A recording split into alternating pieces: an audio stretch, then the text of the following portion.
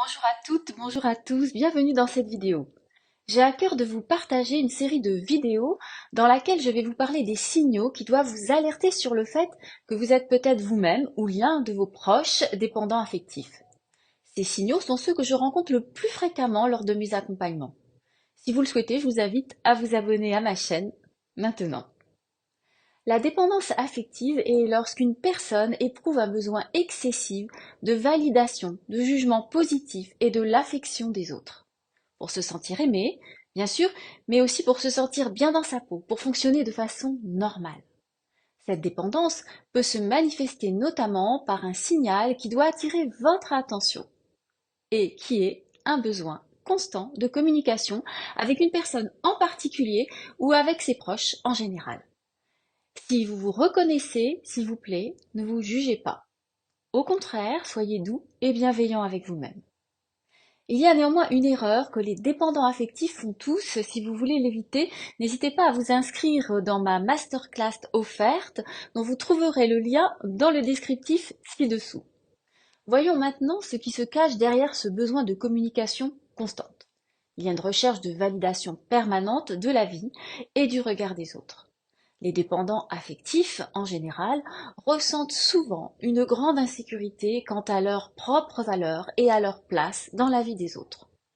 Pour combler cette insécurité, ils cherchent constamment des signes de validation et d'approbation de leurs faits et gestes.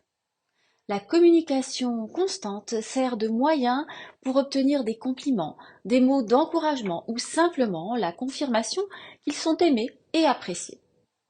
La personne dépendante affective a besoin d'une validation externe.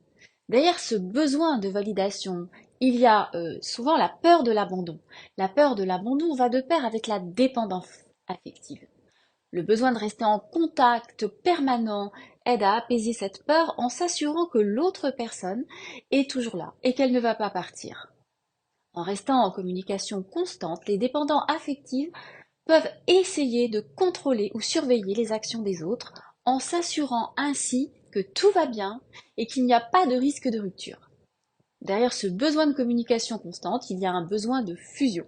Les dépendants affectifs tentent à fusionner émotionnellement avec d'autres personnes, ce qui peut avoir comme conséquence d'entraîner une perte de leur propre identité. La communication constante renforce cette fusion, rendant plus difficile la distinction entre les besoins de l'un et ceux de l'autre.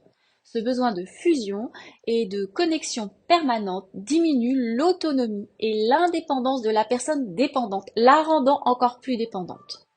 Je vous remercie pour votre attention, j'espère que cette vidéo vous aura apporté de la valeur et je vous dis à bientôt pour une prochaine vidéo sur les signaux qui doivent vous alerter sur la dépendance affective. À très bientôt pour de nouveaux partages.